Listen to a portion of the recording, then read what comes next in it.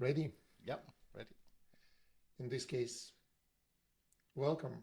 Welcome, Barclay, and it's a pleasure to have you as the next giant to interview. Well, I'm delighted to be here. Thank you for asking me.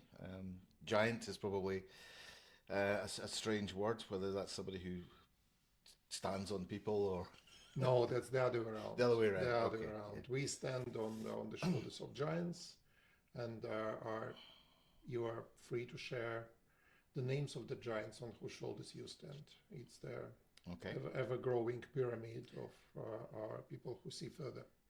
Well, indeed, yeah. Although service management's a bit weird because it only really kind of began for us when when a few of us were doing it to begin with. So it's other types of giants that we stood on their shoulders. So let's start with that. Hmm. It was, I believe, late 70s when you started working in IT. Into the early mid 80s, to be honest. Um, Was it the first step towards service management, or it was no, well, something there's else, two some sort of things because serendipity? when I left university, I was a musician for quite a long time, and when you're a musician, you do jobs when you're resting, between jobs. And I got this job, which I suppose then became the career really, ultimately. But I worked for a company that put on telephone support for TV and radio programs. I got into that quite early, and it was kind of seasonal work, so I didn't need to be there all the time. And I kind of went through it, and then it got to the stage where I was doing some quite big things. I worked on Live Aid. I created quite a lot of the support center operation for that. And that was long before I was actually in IT. And then I went away and did other stuff. And then when I came back and I started working in IT, um, people were aware of that. And as soon as the whole help desk, service desk thing came up, they were saying, "Well, you've done that, haven't you?" And I was like, "Yeah." So that's what it was. But I mean, I had a few years of working up through IT before I got into any of that stuff, to be honest.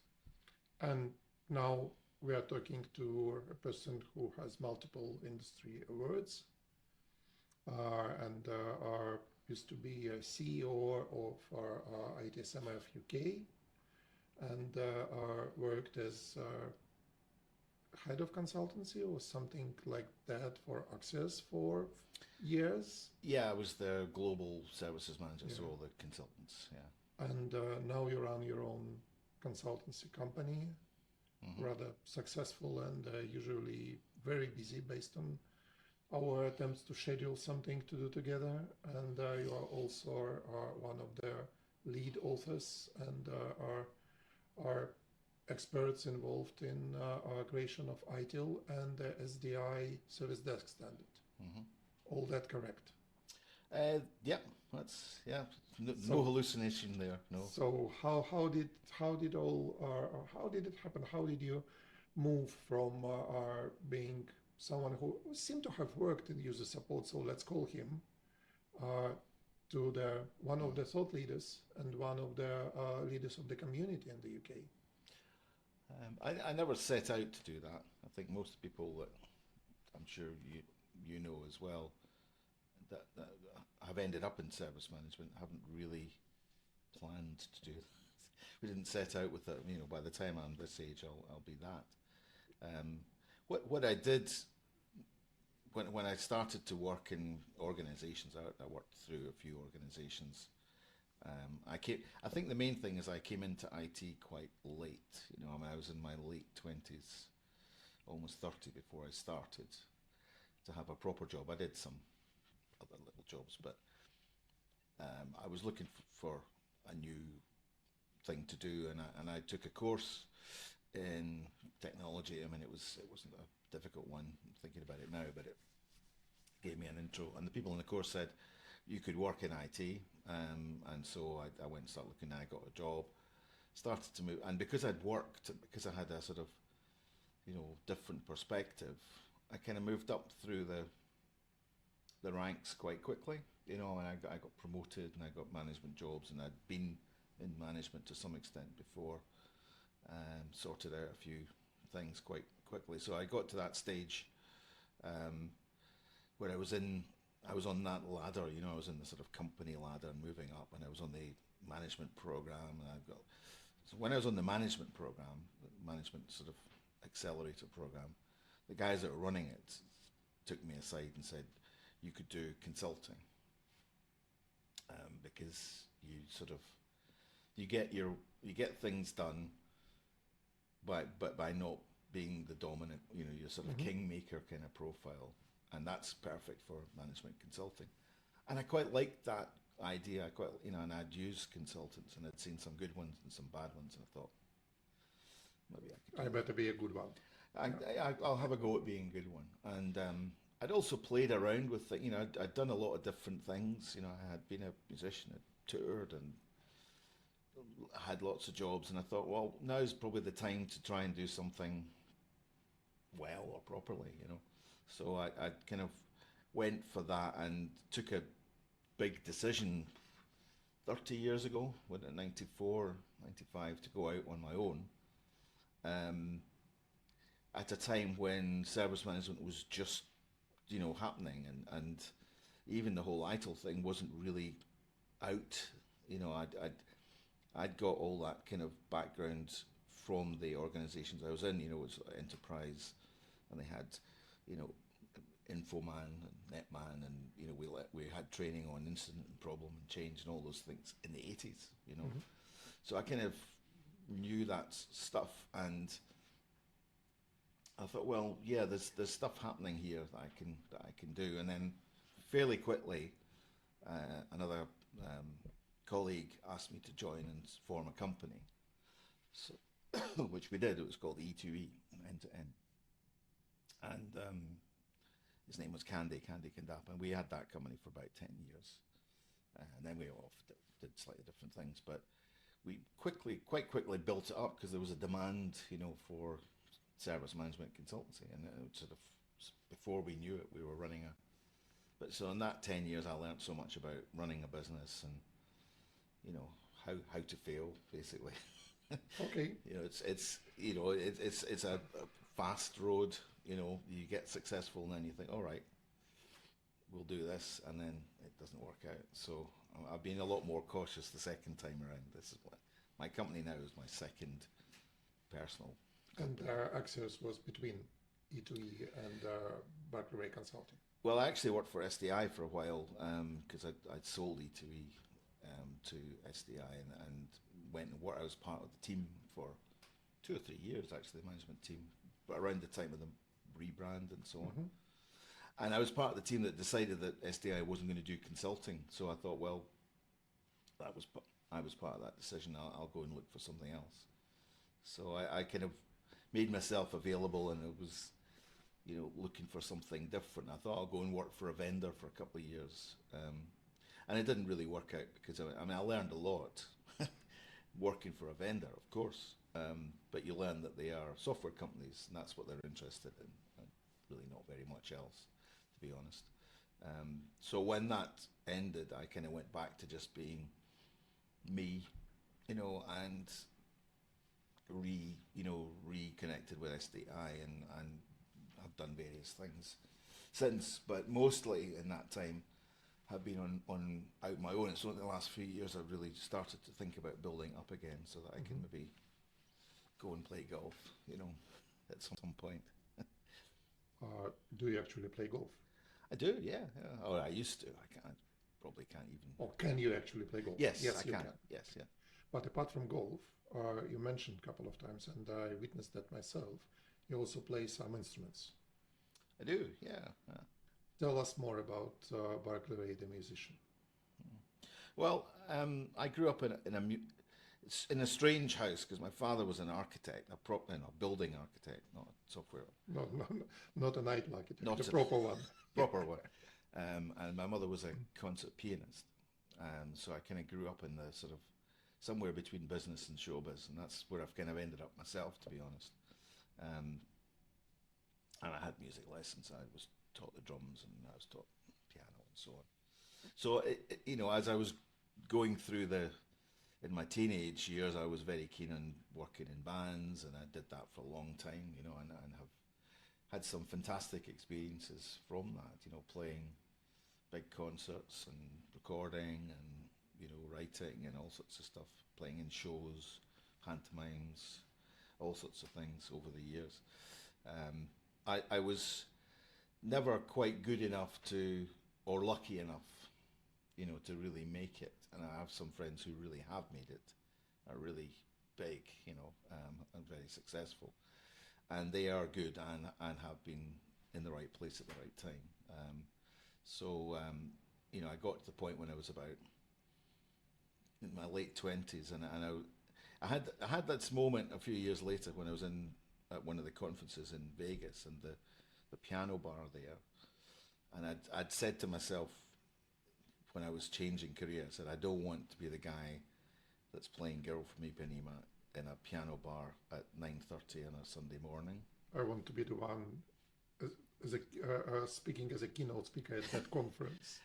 Not even that. I just didn't want to be that guy. I just didn't. I was like, you know, and there I was. A crowd of us had been to the Grand Canyon and in the helicopter, but you have to go really early and you're back by 9 o'clock. We were sitting in the bar like this. We had to have a drink because it was just, we were so hyper. And then sure enough, there's a guy and he's playing Girl from Ipanema, and I thought, I didn't want to be that guy. Whereas I could have, you know, continued to do that. But you spent some time as a musician or in some interesting places, not only in the UK. And was it Iceland, or am I mixing? It was Greenland, several actually. stories? Greenland. I worked with a group that toured in Scandinavia. Yep. And it actually fits with the Live Aid story as well, which is kind of weird because I was working on Live Aid and planning up for it in the summer of whenever it was, 85. And the group that I've been rehearsing with were about to go on tour. We were going to go to Norway and do, you know, 6 months in Norway or whatever. We used to go to different different sort of nightclubs and every night sort of thing. And that tour got cancelled, so I kind of really stuck in with the Live Aid thing. And they said, oh, well, we'll make you a project manager on this. And I negotiated part of the deal with BT and everything, all that kind of stuff. Kid, you know, I was just young. And then the band got a call to say, you're going to find this a bit odd, but do you guys want to go to Greenland? I didn't think there was anything there, you know. Very, very pertinent at the moment. I know it well.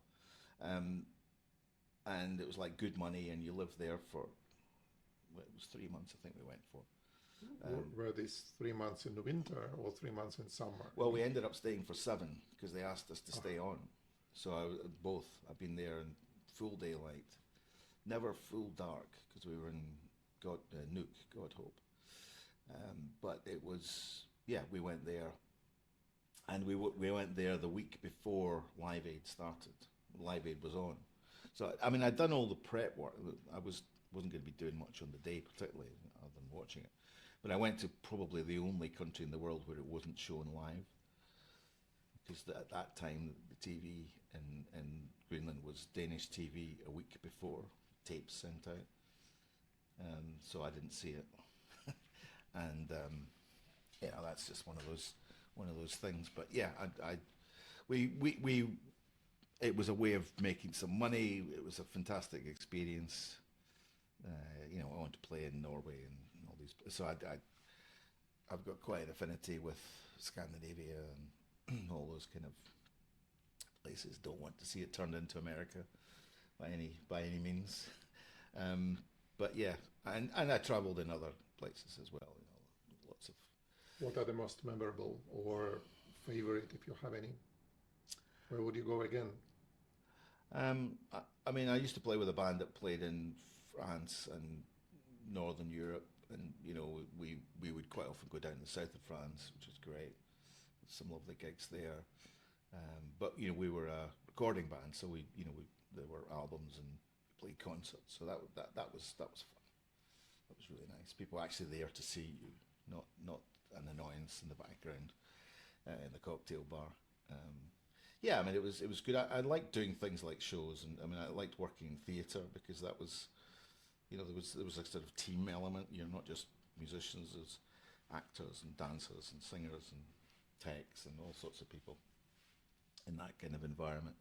I don't miss the hanging around and carrying gear side of. Um, I lived for a while in a top floor flat, and I had a drum kit and I had a piano, and I used to carry them up the stairs. So that's why I can't really walk very well these days. Any unusual locations, like Asia? I know you travel to India quite often. Yeah, that's more now for the work that I do now. No, it was more. It was. I think it was only in Europe that I played. When I left one of the bands, they went on to work a lot in the Middle East and so on, but I didn't do that. So that's when I got stuck into IT and IT service management. And this the life of musician, or especially a traveling musician, it's not like highly family compatible. No, it Was wasn't, and that's one of the reasons I stopped initially. Was, I mean, I got married, you know, the first time, but I also was kind of thinking I wanted to do something else. But I can't kick the habit of, you know, enjoying travel. I mean, I still travel a lot, not as much as I used to, but I think once you get used to that, it's quite difficult just to Yep. be at home all the time. Yep, yep. That Um, feels very relatable. yeah, and both are. If you can get the balance of some time at home and some time away, that works, I think. And while we are speaking home, I know you have kids and the dog and the wife. Wife And too, yeah, yes. yes, and two sons. Am I Yeah, correct?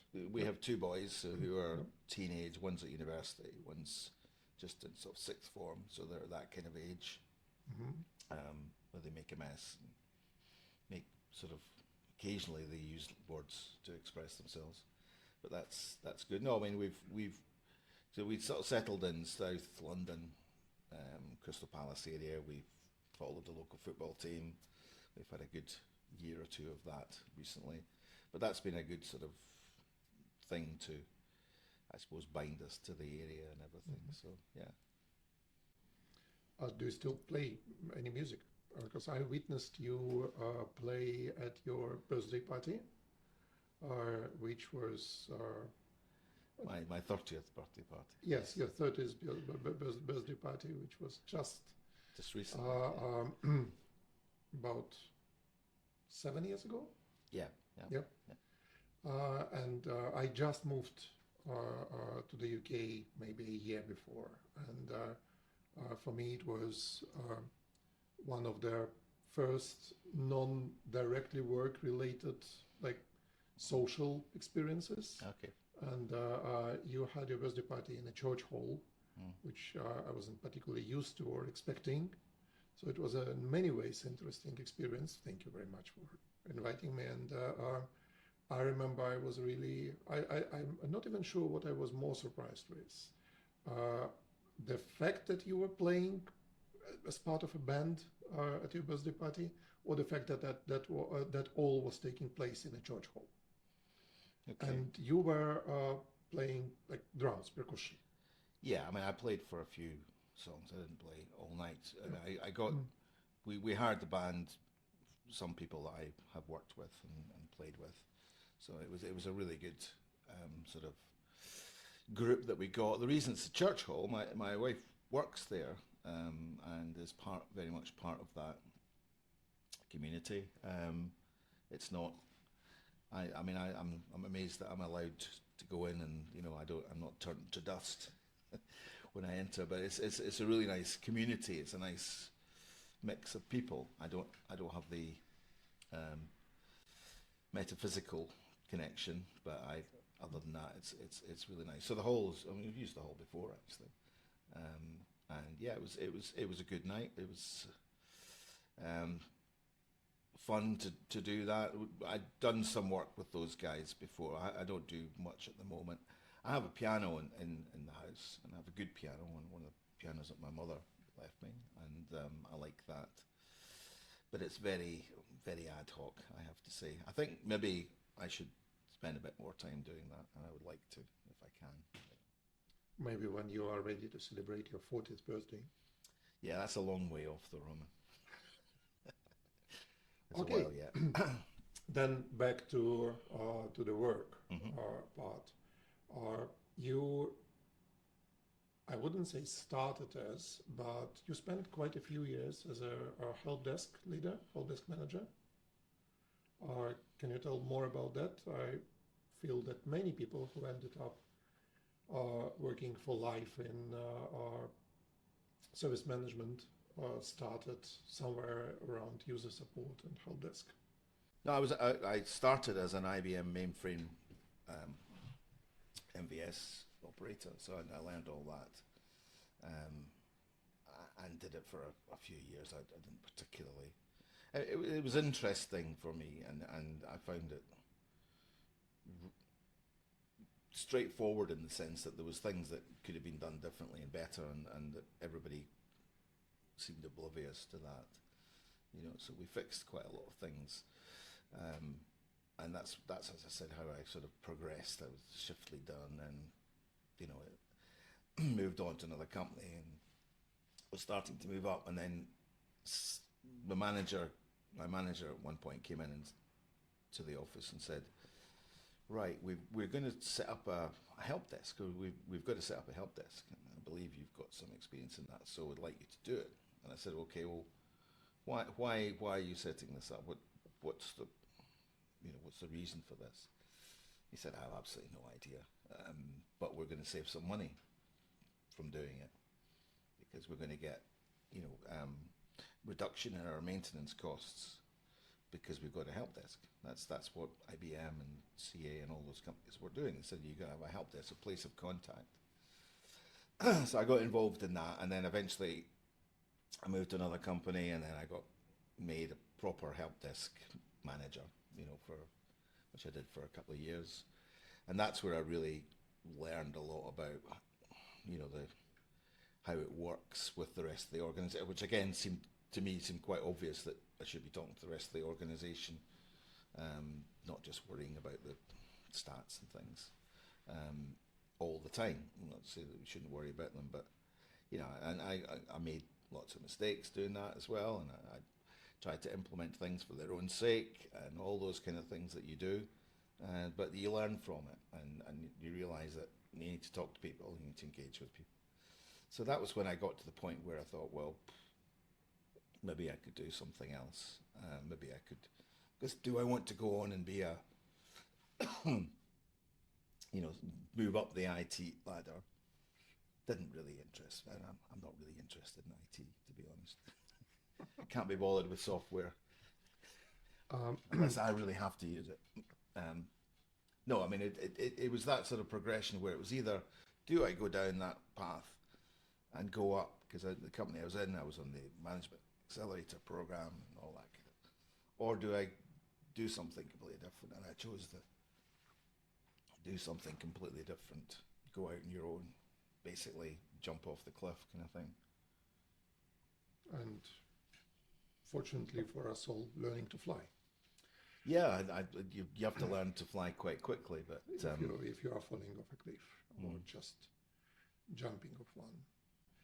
I can't help but noticing, listening to you and previously to some other people we've had conversations with, that Stuart Rance, for instance, or Mark Smalley, they all, just like you a minute ago, mentioned that at some point at work they noticed an opportunity for improvement, and they came up with some ideas, and these ideas on some occasions were successful, on some occasions were maybe slightly less successful, but either way, it started with just a willingness to improve, with some willingness to risk the status quo and to suggest something that would make the things better for the business, for our customers, for both.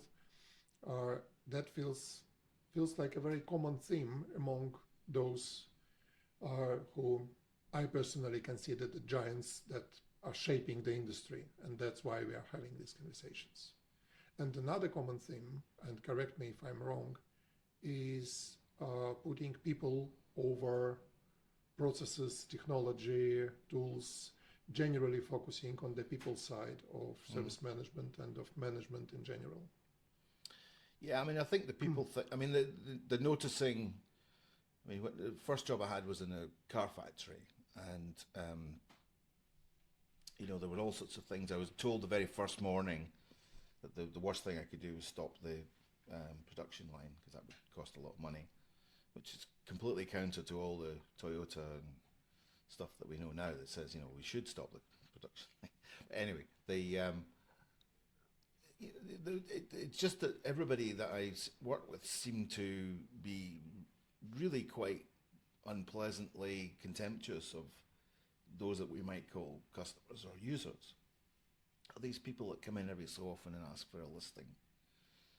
Are they bothering us? You know, I've got to make up invitation cards from my daughter's birthday party on the Xerox machine, and it wasn't difficult to work out that, you know, that there were some things connected. There was I'll never forget, there was a job that ran, a mainframe job that ran about 9:30 every morning on the mainframe, and it was a parts reconciliation job, and it basically was linked to the just-in-time system, and it could stop the production line, you know, because if they hadn't got the details in time, they wouldn't be able to then identify what they need to order to be delivered for the next day, for the trucks to bring the stuff, put it on, you know, and build more cars. And nobody had any sense of that. I mean, one or two of them had a sense that it was important, and it, you know, but actually when you got down to it and said, right, well, we should prioritize this. We shouldn't do anything else around the time that this is going to happen. And you know, and also we might want to be quite nice to those people. You know, we want to talk to them like they're humans. Just for a change. Yeah, and the thing that hit me most, not going into IT at 18 or even coming out of university, was there just seemed to be that kind of insular view that, you know, we're a bit different and we're important, but, you know, we won't talk to anybody, and that really has always bothered me. And I know there's lots of different reasons for it. You know, we talk now about the different profiles of people, and that, you know, they're interested in technology, so that's what they're going to be interested in. But there was a real gap there, and that was one that was quite easy to spot and to make suggestions that were nothing to do with the technology or the process. Yes, it was the end result of it, but it was more, I suppose it was more around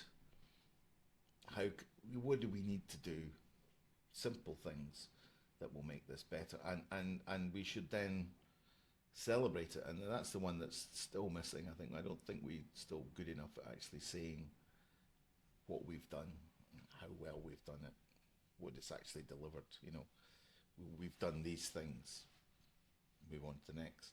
Whereas actually you know, particularly nowadays, and we're getting more people successful with problem management through AI and knowledge management and so on.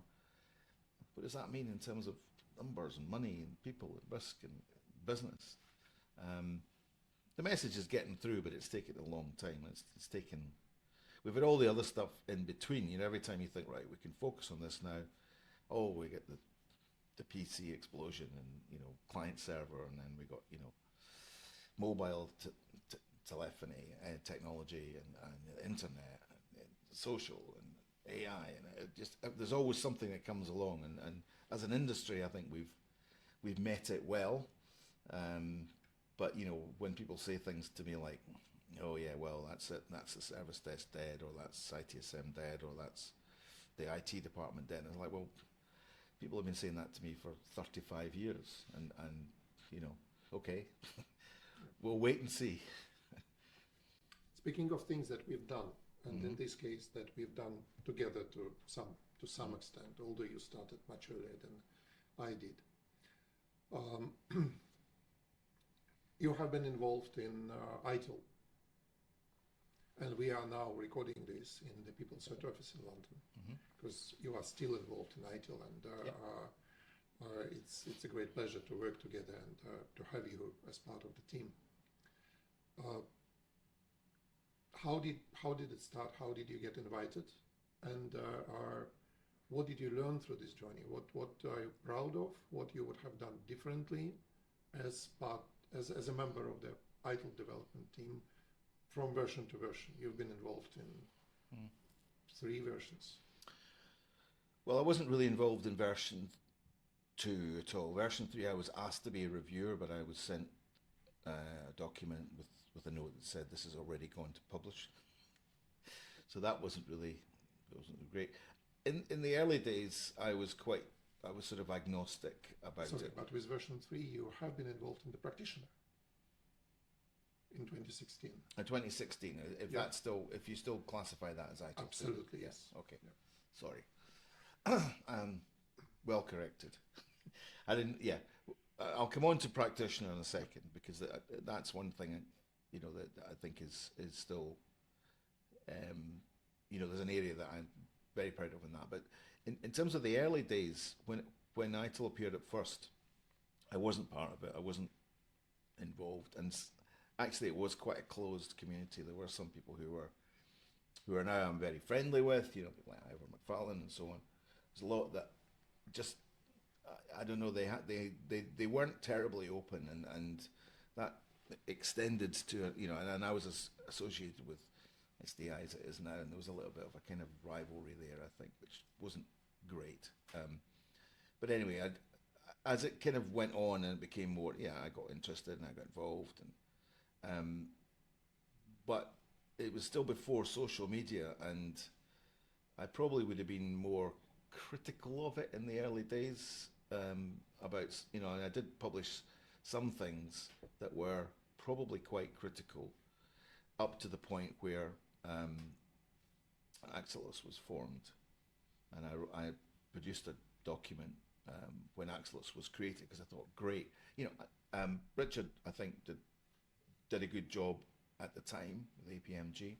It needed a new start, I think. So I was pleased when Axelos was created, and I made a point of what I had been doing in my sales approach, selling my work, which I decided was probably not terribly ethical, and I decided to stop, was to say, like, well, there's ITIL and there's all these, but I'll tell you how really to do it, kind of thing, because it doesn't give you that practical stuff, and there's a lot of things. And people were always saying to me, just give us, what are the main key elements of it, and so on. So I put all that in a paper that I produced and published when Axelos was formed, and said that if you don't change, it's going to die, because people are, there's lots of things. There's the vendor explosion with ServiceNow. There's other things coming along. It's not, we need a new approach to it. And even at that point, probably 5 or 6 years after version 3, there was a lot of kind of what's happening, There was the time when Rob England published his real itSMF, which is the real itSM, and it was largely based on let's say, the contrast of what he was describing as the realistic approach to service management versus what is described in ITIL. So similar narrative, similar time. I shared a lot of. Sometimes Rob, really went, really went the knife into the heart, kind of thing, which was probably, you look back now, and a lot of the time he was right. I think sometimes the way he said it wasn't right, but I think he acknowledges that. I translated that book. It was the first book in my past life that we translated, and so it was very challenging translation-wise. We were discussing before this conversation that some authors and books are really tough to translate because of a lot of the wordplay and idioms and jokes that are built on the semantics. Yeah. And that was a challenge. I don't think I would have dared today to translate real itSM, let alone it wouldn't be allowed probably in terms of the copyright. But days it was a good sobering moment. He had a lot of negative backlash. I mean, I remember going into the itSMF office at one point, probably late 2000s, and feeling the heat of people being nasty about them. Yeah. Not the office, but some of the people associated. So I mean, he's ridden through all that, and he's had some ups and downs, but he has actually come out well on the other side. But just from the point of view of me coming into that, what I thought was I should not be. I didn't want to be the guy carping on the outside. I did think it was unethical to do that. So I thought, right, well, I want to get involved. So I just made myself available, and spoke to people and said, yeah, I would be happy to be, and I'd like to do.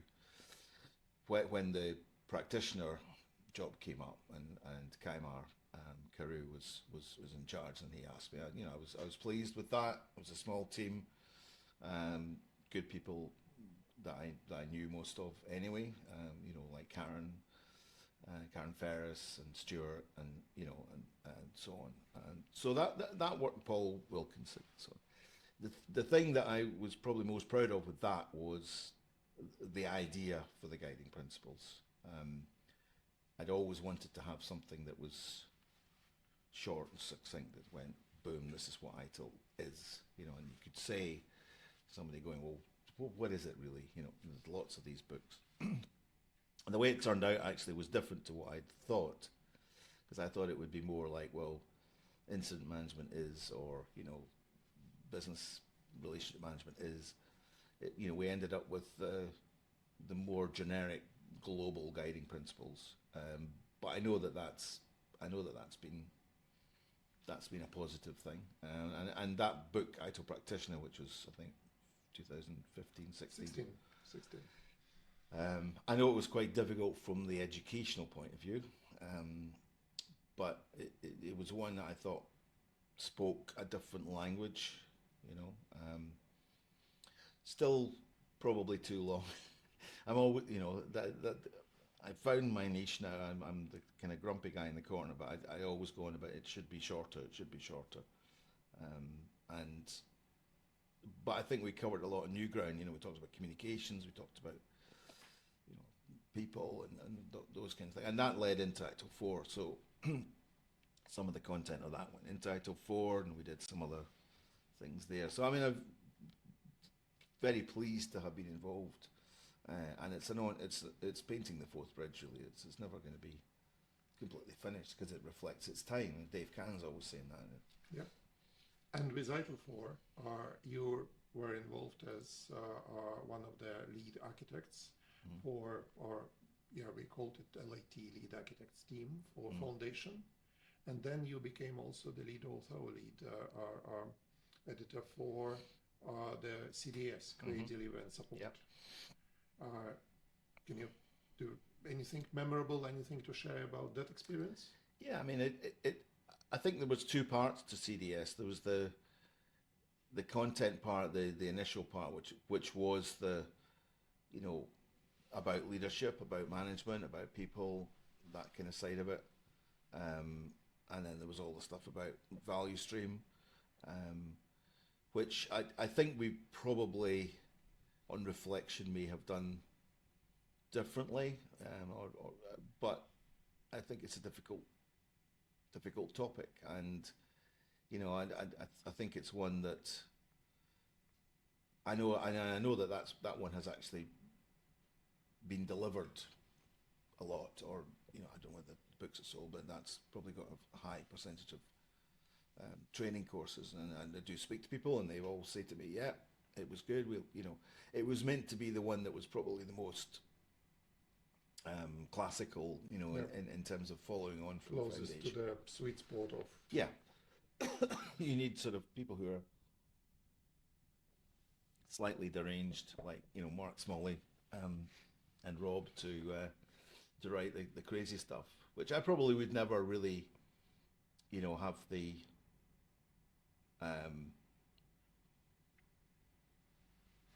it's not about interest, but in terms of the understanding of what's happening at the bleeding edge of things. It's good that that book is there. I think it was really good as well. But I think a lot for what we need for the industry is just to give people stuff that, so that we've got the implementation, whatever it's called now, book. Transformation book, which I think is positive, and I've seen some very positive stuff about it recently. So.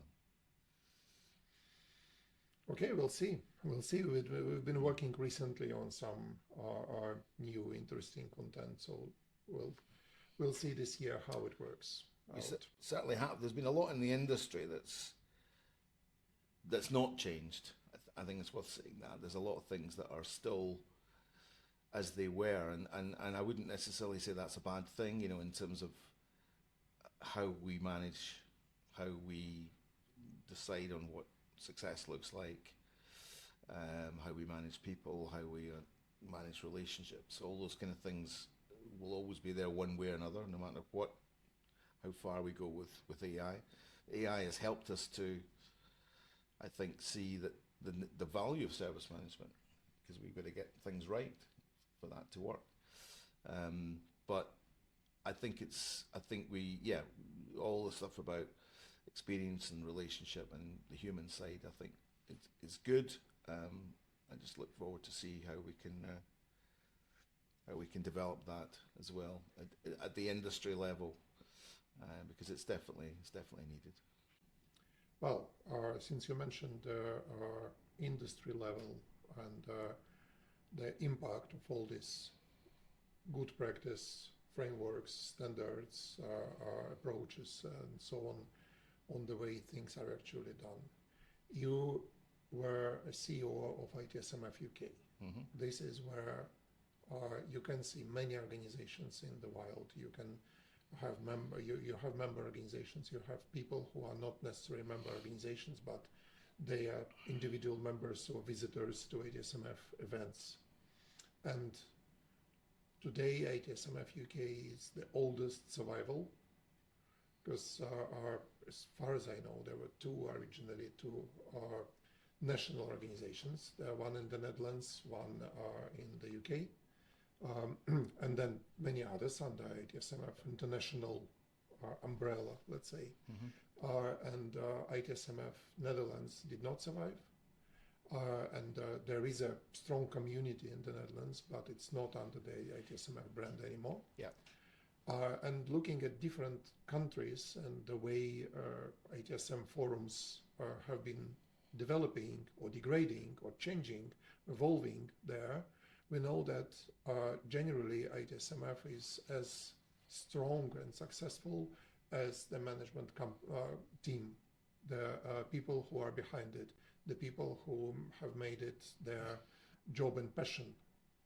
And in some countries we see how the change of the leading leadership team makes things completely different, not always in a good way. And then some countries show that a strong management team actually brings the whole community together and makes, for instance, itSMF events truly international. Mm-hmm. and very successful, and go beyond just running one conference a year, and that's it.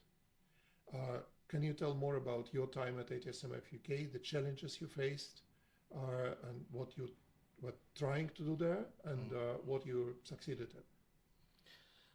Yeah, I mean, it was a very challenging time. I mean, I suppose I came into it with a reasonable variety of experience, because I had worked, as I said before, I'd worked with SDI for a number of years in different ways, so I knew that world quite well, of conferences and events, and the challenge of making that work without necessarily it being my daily job. But I mean, right at the start, it was actually called HUG, initially SDI, Help Desk User Group.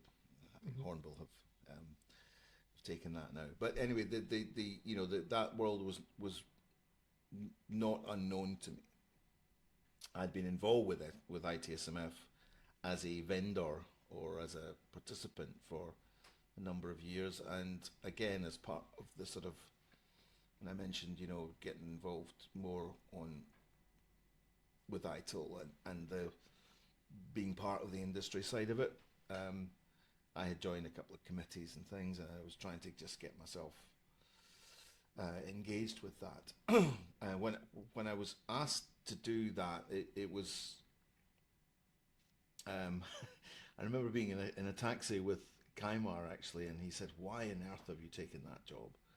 And I was quite, I was like, "Well, there's a challenge there. There's something to do." But it was at the time it was in pretty dire straits, and I was part of a group of people who were trying to make it work. So I would never say that just because I was there or anything. There was a number of people who were involved in restructuring it, rebuilding it. Rosemary in particular was a very strong part of that, and she ran it for a number of years from the voluntary side on the board side. My function was probably to come in and just give it a bit of a lift and a nudge and a push and a shove and all those kind of things. And just try and raise the profile of it more than anything else.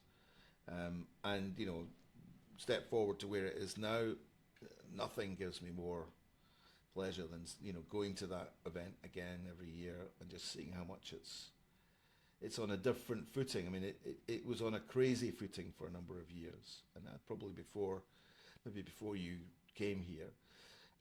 It actually outstretched itself without really understanding why. So the conference, we had 1,500 people or 1,300 people. Money was flowing in every direction. We had huge events. We had, all sorts of things that were happening because it was on the back of the growth of ITIL, really. And itSMF's brief was to support and promote ITIL without it being necessarily joined at the hip. And that it was closely joined at the start, but by the time I joined it, there was no connection at all. It was a completely separate thing, and itSMF was sort of looking for a place to go. So I mean, it just took a lot of trial and error, and a lot you fail. You learn through failure. I probably had every day a couple of emails from people going, "Oh, Barclay, here's a great idea for itSMF. We should do this, or it should have this, and of course I will have to write back and say, sorry, but we're not that kind of size of organisation. Just a few of us. And I had some very robust conversations at various times with people who'd maybe expected more from it free that they'd had in the past, and I was kind of going, well, who should we fire to and it was actually quite critical for a period, and we just dug in and we got we tried some things with the conference and the dinners and all these kind of things. I think what we probably did was just make people aware of us again, and ITIL 4 happened just after that, so there was a kind of visibility and there was a place for it to go again. So and some judicious changes. We actually had to basically reconstruct the company. Physically, because the way it had been constructed meant that you couldn't do anything. It wasn't owned. You couldn't make decisions, and you needed to make decisions. So that was a big part of it. The board part of it was actually really enjoyable, and the board has continued to be, I think, a really good place for people to go and learn about running the business side of it and to make it work for the industry. So yeah, I'm very proud of my association with that, and my contribution to that. As I say, it wasn't the major contribution, but it was just, I was probably there at the right place at the right time to annoy a few people and to make a few things happen. It wasn't a major contribution, he said, but based on the lifetime achievement award that you got, some people say otherwise. and they probably are to judge. Well, I was very pleased. I was very surprised to win that because I wasn't expecting it, and yeah, it was a great honour to receive that a couple of years ago. Yeah, I'd probably had I wasn't, as I say, I wasn't expecting it. It was a very fun night when it happened, but yeah, that was a good thing. I think the thing really is that the industry moves on, and organisations like itSMF have to move on with it, and that's where some of the other chapters around the world, because the nature of them was different as well. They're all quite different. Some of them were. The USA one was structured quite differently, and became vulnerable to some malpractice. A lot of the smaller ones, the country ones, have been quite successful. I'm sure a lot of the Scandinavian ones and European ones that have done well over the years with maybe one event. But again, that's what happened in Holland as well, is that there was enough activity, but not in that particular area to maintain it. Whereas actually they still have events. We just had the first SITS event there, and Yep. it could have been another itSMF event, really.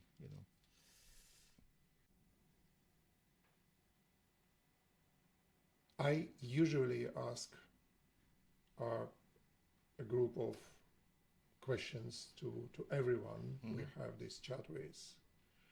And you already mentioned some things, but still, any particular lessons that you would like to kind of highlight for after all this professional journey, after being on the vendor side, in, let's say, corporate side, working as an independent consultant, working as a community leader, working as a thought leader, and still combining a few of these roles. What would you probably capture as the main lessons from these few decades of experience in the industry? Stickiness, resilience, keep going. There's lots of things.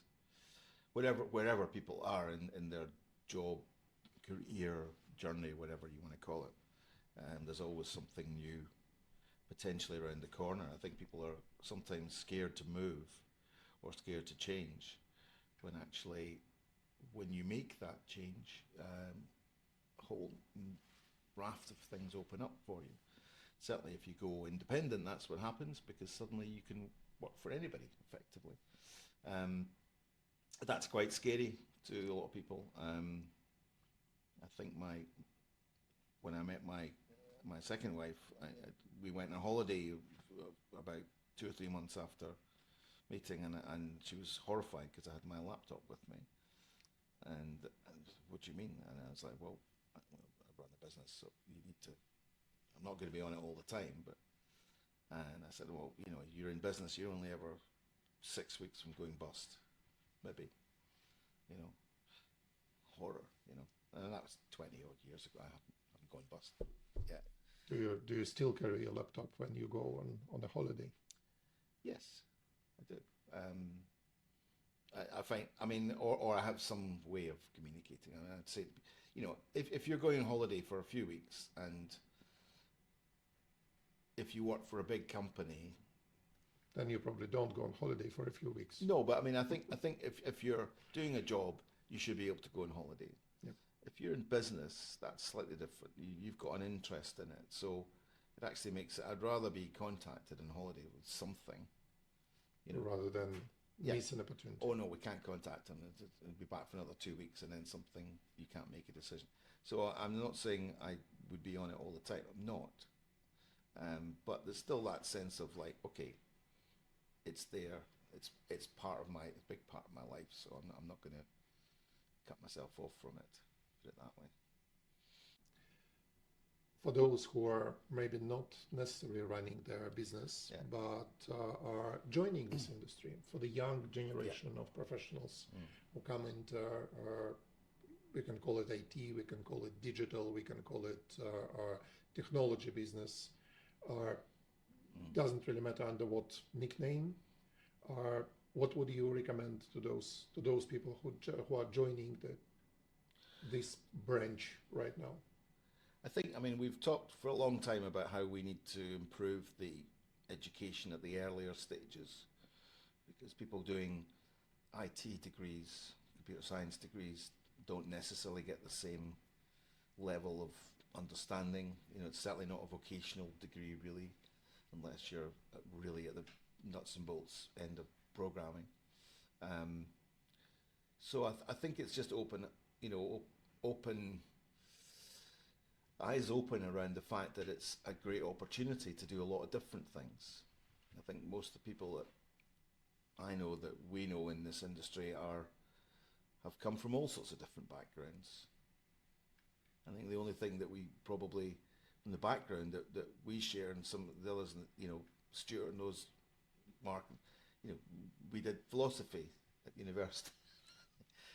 Nothing to do with any of this, but logic, yeah. So I mean, you know, how you think about things and how you think about them, applying them in context is that I was going to come on to that in terms of the guidance, is that whatever you do, you know, you need to look at things in context. But I think as an opportunity, as an industry, it's a fantastic time because there's so many different things. It's probably quite a confusing time because there are so many different things and so many different new things happening. But as a means of understanding business, how the world works, organizations, there are few areas of work where you can go and be exposed to everything effectively. You know, when I was a service desk manager, I knew everything. I knew pretty much everybody in the organization. I knew all the things that they were doing, not in great detail, but enough to have a view on it. So if you want to get a good, I mean, I'd always say go and work in the service desk for 3 months, just see what it's really like. But also, if you're going into a service desk career, I one of the things I did early on was argue the piece that trainee programmers should spend the first 3 months in the service desk. Then they know what it's really like. There's no better place to start, and that's one of the things that concerns me is the more that area kind of reduces, and it is reducing. I think we know that, but it's been a great career structure model for many organisations for some time now, as a way of bringing people in, understanding how they work. Are they people focused? Are they technical focused, and so on. So that's something we've still got to deal with, I think, in the industry. But it's a fantastic industry to come into, and there's lots of opportunities for different types of people. You know, it's business represented in a number of different ways. Thank you. And the final one, we usually have a bonus question from another giant who either has been interviewed or will be interviewed. So I asked someone to prepare a question for you. Okay. It happened to be Kaimar. Oh no. And he came up with a very specific and practical question. Okay. Which I will read because it's specific and practical. What are your communication-related recommendations for technical or delivery teams deep in the bowels of the organization to make their voices, concerns, and innovative ideas heard by the execs? I will leave to Kaimar to explain this voices from the bowels image that immediately comes to my mind. But on it's probably a fair expression to use. So, any advice on yeah, that front? I mean, it is actually a very good question, and it's one at the moment that I probably deal with more than any other. He might have known that. He might have known, he might not. It's not something I've discussed with him recently, but because I think it's the thing that I alluded to earlier in the sense of how you present your value. And we've always had this thing, I don't know if you know that book, A Seat at the Table, you know, about where IT sits. And for a long time, we were in the bowels of the organisation. We were literally in the basement, and nobody ever bothered. And if you know things like the IT crowd and so on, yeah. A lot of that was, I think we all connected with that, because we weren't really being taken seriously. And so there's a circle of things there. There's one is like, how do we get more of a seat at the table?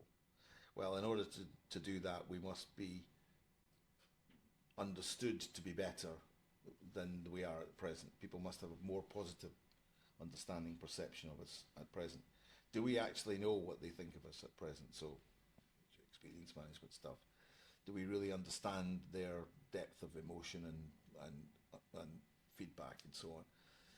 Are we doing something about that? Are we then showing that we're listening? Do we go and listen to them as opposed to let's go and talk to them? No. I had a great experience once of doing that with a group, and the person that cracked was the CIO. I said, we're going to go and talk to these people for the first time. Don't say anything, just listen. Just let them vent.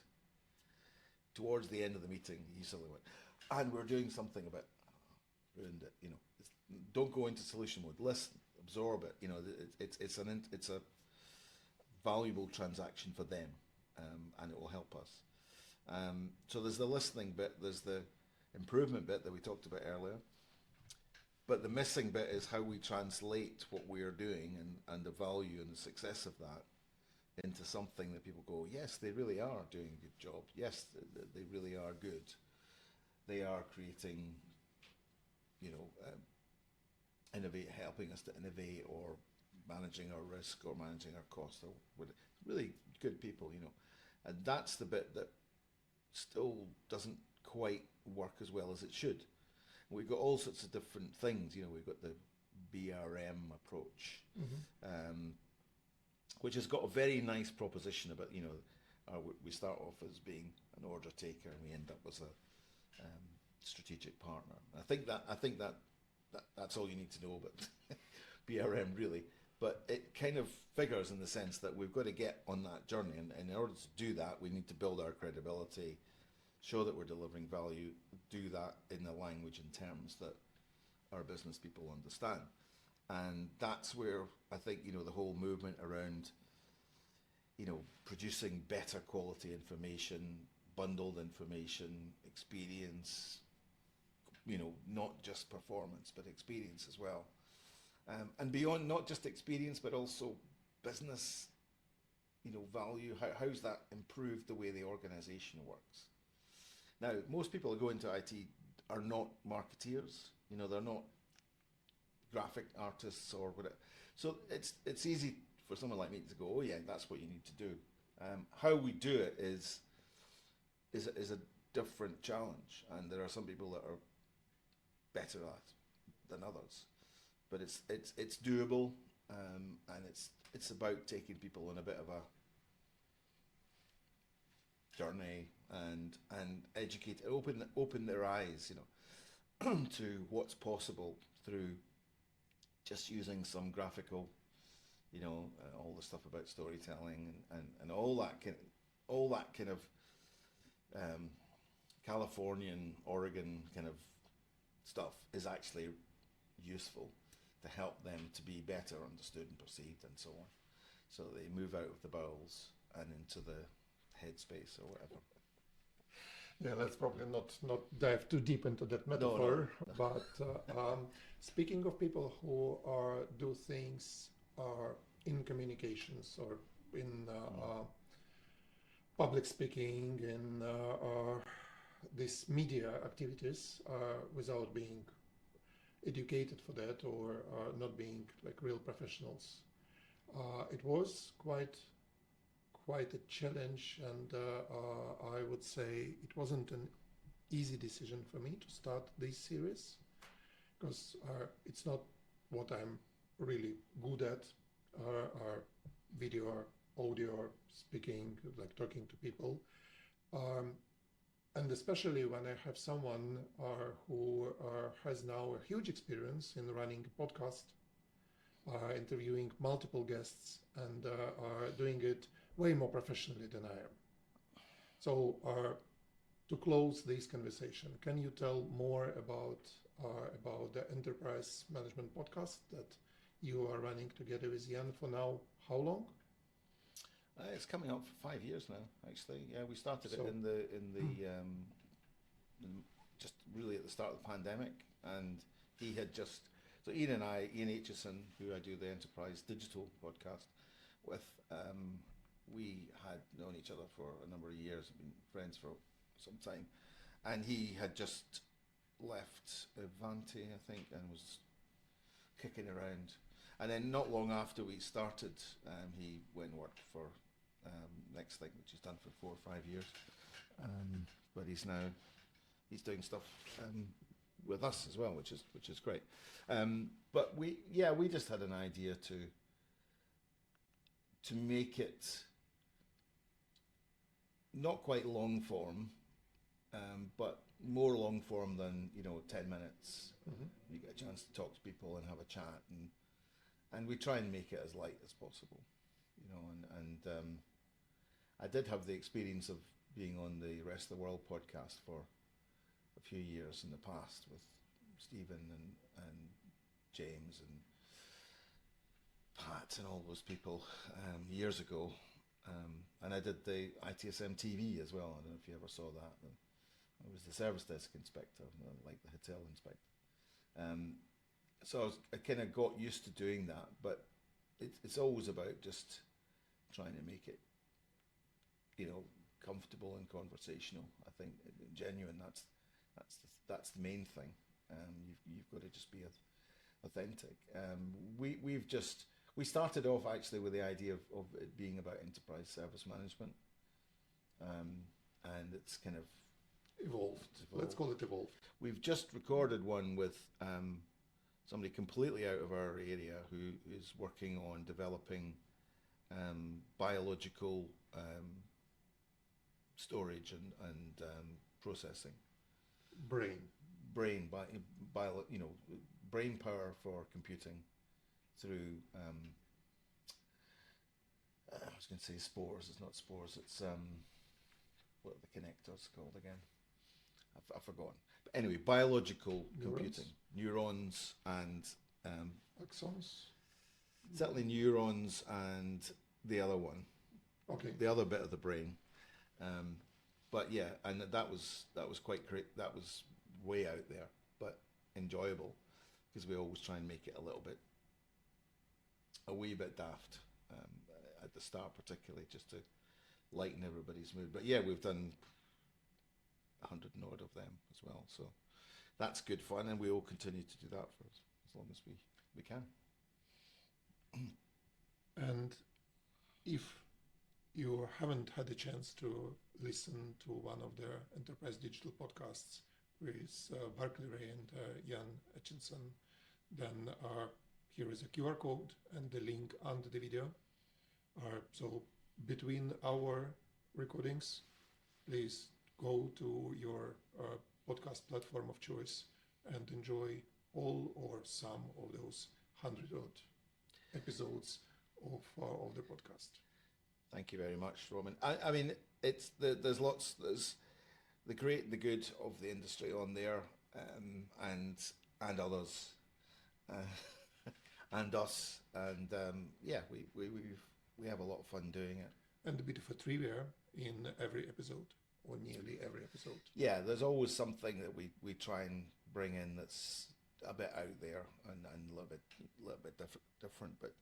Yeah, and we recently talked about how we would, do we need to change it? So we have gone to video as well recently, and one or two other things where we've just changed slightly. But the basic tenet of it, which is, a relaxed chat, and then, a guest or a topic, and, something that's rounded off in enough time to discuss it. Has stuck around. I always like that, and I'm not those kind of short and sharp. I'm not a TikTok guy, put it that way. I'm sure nobody's surprised by that. No, nor am I, and that's why we just have had about an hour of relaxed chat, and no particular time constraints, and more or less free topics to discuss. Barclay, thank you very much for joining me today, and thank you for doing everything that you've been doing for the industry and for ITIL and for service management. It's been a pleasure as usually, and looking forward to our next journey steps, whatever they will be. Thank you very much. Thank you, Roman. It's been my pleasure. Thank you.